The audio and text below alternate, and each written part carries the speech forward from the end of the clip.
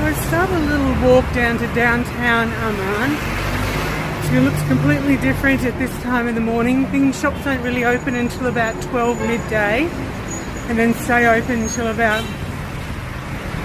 11 or 12 at night, 10, 11, 12 at night. It's a very nocturnal environment, as my friend Dara would tell me. So I'm actually walking to the museum today. It's only 1.5 kilometres from the hotel. But yesterday I took a tumble while I was at the Citadel, and so I think I pulled a hammy. So it's making walking quite difficult. So I don't know how I'm actually going to tolerate getting to Petra in a few days' time on the 18th or 19th. So this is where all those stalls were the other night when we were walking past, but they're completely empty at the moment. So in a minute I'll actually try and cross the street, become a professional jaywalker, and see what the rest of the day holds. So professional jaywalking is a way of life in this country, but I've actually decided to go on a crossing just because it's peak hour, and the last thing I want to do is get more damaged. So you jaywalk in front of the police here and they just don't bat an eyelid. I guess if you got run over, that's when they might move. So if you're looking to orientate yourself about where I am in Amman, I'm probably about 500 metres from the Grand Mosque. I'm just passing through that courtyard now. It's a very impressive structure. Got 2 minarets. Maybe that's why I can hear it 500 or 600 metres up the way. And the other thing for that is I actually have 2 or 3 other mosques right next to me on the opposite side of the street. So it just makes every morning a 4:30 wake up. One of the things that I actually like to do when I'm in a city is get into the city when the city is waking up, when the store holders are opening up, when the garbage man is coming by, when the newspapers are being delivered, that kind of thing. What I think then is you see the raw city, the way that the locals see it, and I think that's very important, that you just don't have a one-sided tourist idea about what happened. Just about to pass a vendor and he's sweeping out, preparing for the day. I think it's a very raw and organic feeling that I think is really important to get to understand the people, because this is their everyday life, and that's another reason I try and stay away from really touristy areas, so that you actually see the gritty, earthy, normal way that people live all over the world.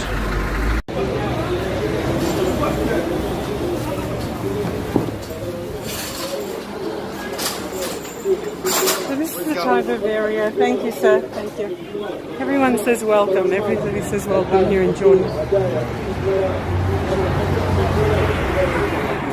So this is a thing that I observed the last time I was here, and I didn't quite understand it, but it's got to do with the poverty and people just desperately trying to find their own way out of poverty. And so they will just come and set up a stall randomly. So it's really quite interesting to see. These would be more like gypsies rather than Bedouins, because Bedouins actually have more pride, and a gypsy would just sell anything that they can find. The other thing I've actually been told of how to distinguish the difference between a Bedouin and a gypsy. A Bedouin's at home, even though they both look really quite similar, both a Bedouin camp and a gypsy camp. A Bedouin's camp is going to be with darker colours, earthy colours, and more of a weave, where a gypsy's camp is going to have more of a colour or the oranges, yellows and greens from plastic bags and tarpaulins and blues. So when you're driving through the countryside, you can actually see the different camps. Now I can distinguish the two. And the other thing is, if you see a Bedouin, Bedouins actually are really quite rich people, and with steeped in thousands of years of history, that they are preserving their way of life deliberately.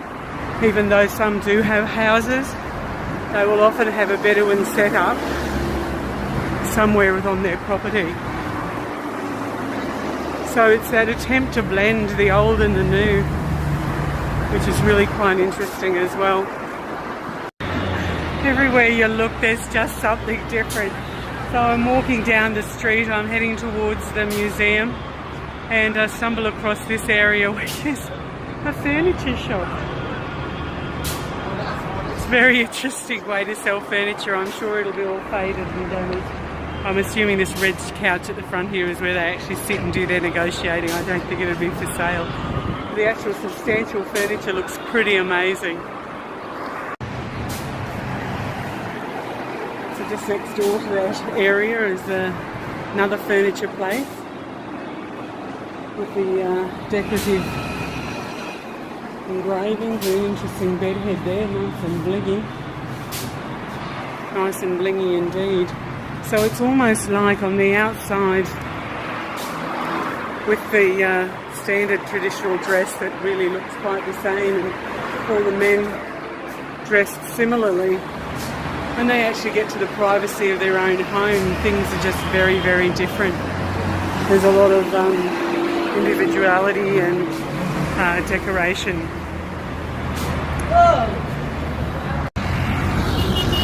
As a single white woman walking in a Muslim country, I actually do feel really safe. I do get a lot of stares, but that doesn't worry me. I'm actually going to do some pretty industrial jaywalking now over about 3 different streets, so bear with me. Let's get over to the museum.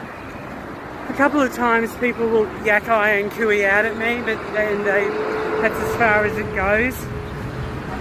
But only once did twice, 3 times.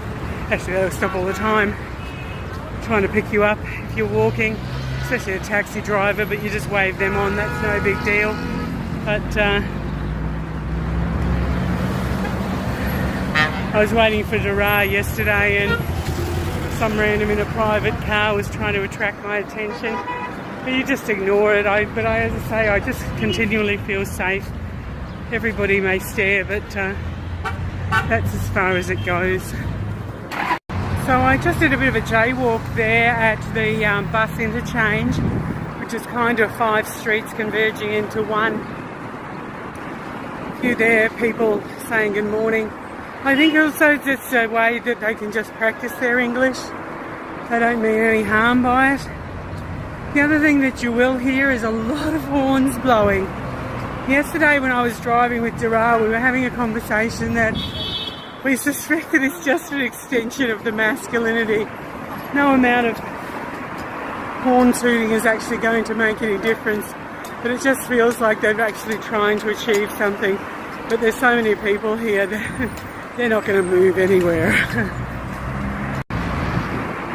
Another thing that you will actually notice here in especially Amman, not necessarily in the rest of Jordan, but because there are so many immigrant workers for a developing nation, some of the more menial jobs like gardening and petrol pulling is normally Egyptians or Ethiopians. Because like other Arab nations, the home country the nationals don't want to do the menial jobs. So even though there is this desperate poverty, even with the nationals, they still won't do menial labour. So I don't know whether that's deep-rooted in every nation or every culture, but it's just another one of those interesting observations. So the challenge with being in a developing nation where all buildings look the same, I overshot the museum by about 400 metres. So now I've had to wander back, but I've had an opportunity to speak to a couple of locals. Once again, English is not the first language, so that was fun. And an absolutely lovely, toothless security man on the other side of the building directed me to come to the street and find security. So now that I've arrived, I hopefully will get into some air conditioning and spend a nice hour or so wandering, looking at the National Museum of Jordan. Oh, yeah, Jordan. Okay, I've just spent about an hour in the Jordan Museum. It cost 5 JD to get in. It was a very small museum, but what there is the Dead Sea Scrolls. So I think I snatched a little bit of video of that before the security guard stepped by. The other thing I noticed is that I've been in a town too long, or I stand out like a sore thumb, because the security girl came up to me and said, you know, please make sure your handbag's closed, madam, and I saw you were staying near the Citadel. I was on the bus as I was coming to work and I saw you. I don't know whether that's a fantastic thing or an absolutely terrifyingly spooky thing to be told in a developing nation and a city as big as Amman, but I just have to embrace it and love it for what it is.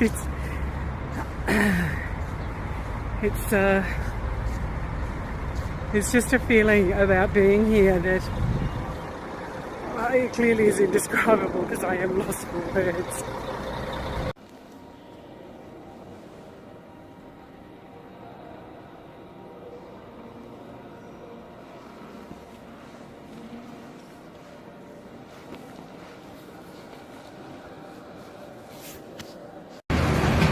So I've just crossed those 4 or 5 streets there at the bus interchange, because the museum is over in that space over there. And what I can actually smell is a combination of urine and the most amazing sweet smell, and these guys here are making the bread. Yeah, hello. How are you? Hi, how are you? Very good. So that would be in a tandoor, Australia. So that's they're made in a tandoor. So very, very friendly people, but it's just, as I keep saying, that absolute contrast about the magic and the mystery of the whole place. So I'm continuing to walk down the street, and I've just come across this store here, and they're selling pouches for your gun, so you can legally carry in this country, clearly, and you have your leather pouch. He's changing his pipe for his hookah, his shish. It's just the craziest nation. So the next observation that I'm going to make for a nation that is just so dirty and just dusty, but in this part of the street you've actually got really good disability or ability access. So if you had your wheelchair or your push chair, that's actually quite amazing. I'd never noticed that before closer into the town.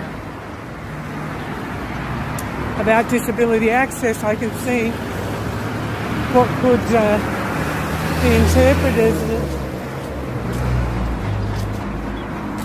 So you'd wheel down onto this little ramp here and you can get access to the street to cross. So there's actually some quite interesting little innovations here, which is, I think, quite amazing. This is where you get your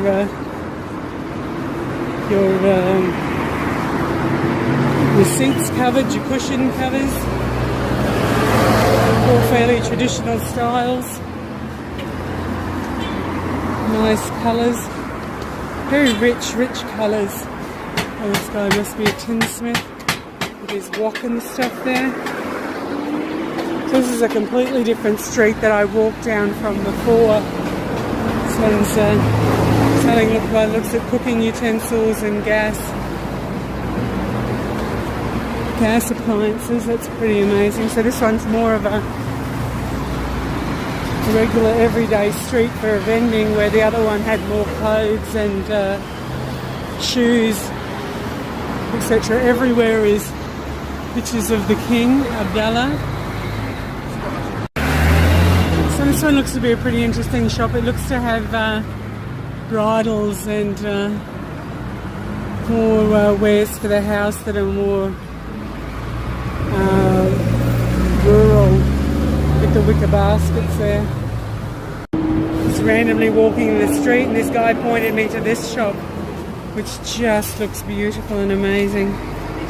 Unfortunately, I can't take any souvenirs home. I just don't have enough room, and I'm about to downsize the house, but that is just spectacular. The colours are just beautiful. Hopefully they're all fired nicely. That is just a wonderful display. So of course the method of shopping here is so very different, and people come and purchase by the weight for different things, and this guy is selling walnuts and cashews and lentils, but inside is spices and dried fruit. It just looks amazing, and the smell is superb. Just wonderful. Got cinnamon sticks and I'm sure someone of you is going to tell me what these are. There's bay leaves. Oh, I can tell a bay leaf. But chips and chips and pasta and peanuts and pumpkin seed. Just after I said I didn't know what things were, and I've stumbled across this one. It actually has English translation on it. White dried lime, black lime, chamomile, hibiscus, sage, guava leaf. So he was really nice. He's got all of his signs in English as well. That's just fantastic. Mortar and pestles, and all the wicker baskets hanging. Just wonderful. So just selling her cheese on the side of the street, and this guy's just buying it and negotiating a price.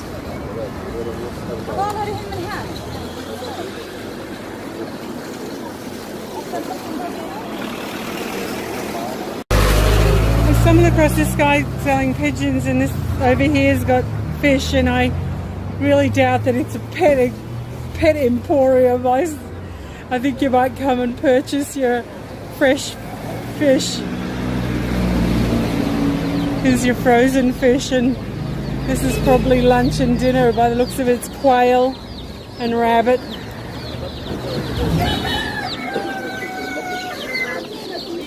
I don't know if I should go in this one. This one just looks really industrial, and the stench is pretty amazing. Just passing the butcher shop here, and that meat is so rich and red. It's just so beautiful. All the carcasses hanging there. And of course no butcher shop is safe without a good set of, that looks like liver. Hi, how are you? Oh, it's just beautiful. I just keep walking and just seeing the most amazing things, and this is a genuine feather duster. I just can't believe it. It's just so blowing beautifully in the breeze there. It's just wonderful. Lots of walking sticks and those cookie presses for those Eid cookies, so that's beautiful. And then the contrast with the plastic fly swatter, the traditional broom, and the paddle for hitting the carpets. It's just a contrast, a continual contrast everywhere you look. So I'm back in front of the Grand Mosque again, and what I noticed this morning was these guys just sitting around, and they've got bags and they've got tools in them. So I'm going to have to check with Ali or Talal that maybe this is where itinerant workers wait until somebody wants to hire them. There's a bag over here open with a electric grinder in it. God forbid should I get anywhere near that. If I can do what I did to my finger with a hedge trimmer, what could I do with the rest of me with a grinder? So I have to inquire what that is all about. Probably made a big mistake, but I've come down a side alley. So Valley and Talal always tell me don't go off the main streets, just stay in the main streets. But these back streets are just so interesting, and the colours and the symmetry of everything is just superb. It'd be interesting to know what the flavours of the food is, especially potatoes, if they're locally grown, if they've got that real silky taste to them. Just a fantastic contrast to colours here.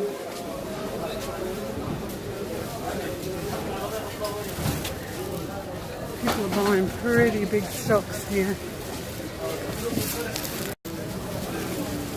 So still wandering that same market, and there's peppers and aubergines. The carrots aren't as bright as they were in Oman, but they're still great rich colour. Different contrast of peppers there, and next to the fishmonger, the fish all looks pretty fresh, even though they say, "Hi sir, hello, hello, hello." Fantastic. So the whole place is just a visual feast, and the smell, the olfactory, and the noise, auditory. So just fantastic.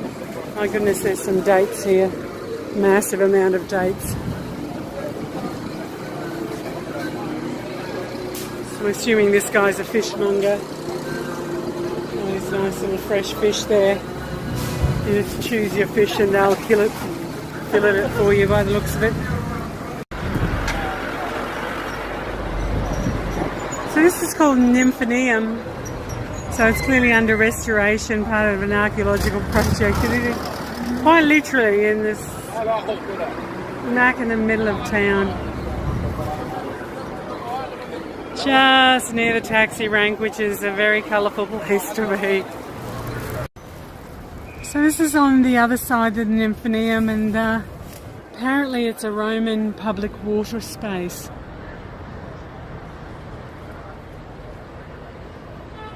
All I can say is it's impressive.